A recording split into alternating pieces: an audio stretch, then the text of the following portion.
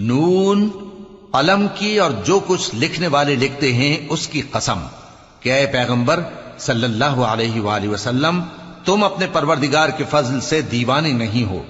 اور بے شک تمہارے لیے بے انتہا اجر ہے، اور یقیناً تم اخلاق کے اعلی مرتبے پر ہو۔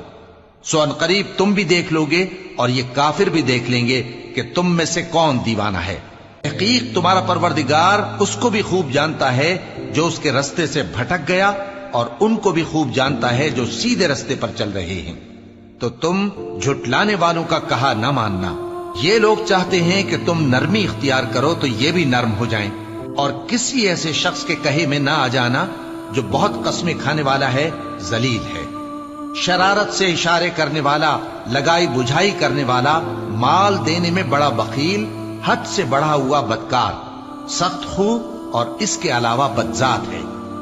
اس سبب سے کہ مال اور بیٹے رکھتا ہے۔ جب اس کو ہماری آیتیں پڑھ کر سنائی جاتی ہیں تو کہتا ہے کہ یہ اگلے لوگوں کے افسانے ہیں، ہم ان قریب اس کی اونچی ناک پر داغ لگائیں گے۔